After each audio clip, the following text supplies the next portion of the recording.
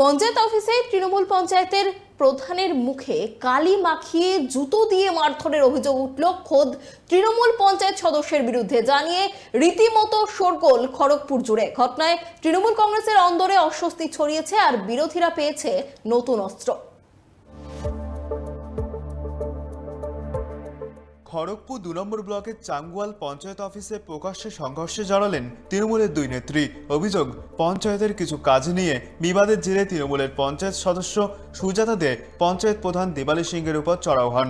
অফিসের ভেতরেই হাতাহাতি ও ধস্তাধস্তির পর নাকি সুজাতা তাকে জুতো পেটা করেন এবং মুখে কালি মাখিয়ে দেন।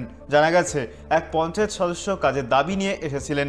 আগেভাগেই উনি কালি নিয়ে এসেছিলেন গায়ে ছেটানোর জন্য। তখনই ধস্তাধস্তি শুরু হয়। পাল্টা দাবি, পঞ্চায়েতের প্রধানই নাকি আগে আঘাত করেন।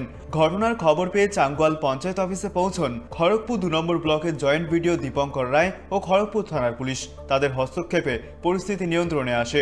এদিকে রাজ্যের বিরোধী দলনেতা শুভেন্দু অধিকারী ঘটনার ভিডিও সোশ্যাল মিডিয়ায় শেয়ার করে কটাক্ষ করেছেন। তিনি বলেন, তৃণমূল শুধু আদিবাসী সাংসদ খগেন মুর্মুকে রক্তাক্ত করেই থামছে না, এখন নিজের দলেরই তফসিলি উপজাতি সম্প্রদায়ের মহিলা পঞ্চায়েত প্রধানকেও হেনস্থা করছে।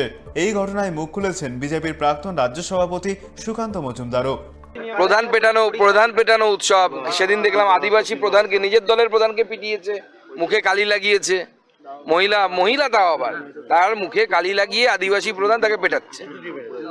কি বলবো আর, এখন তৃণমূল বাঁচাও অভিযান তৃণমূলকে শুরু করতে হবে। কয়েকদিন আগেই উত্তরবঙ্গের নাগরাকাটায় বিজেপি সাংসদ খগেন মুর্মু ও বিধায়ক শঙ্কর ঘোষের উপর হামলার অভিযোগ ওঠে। বিজেপির দাবি, এটি তৃণমূলের পরিকল্পিত আক্রমণ, যদিও শাসক দল তা অস্বীকার করে।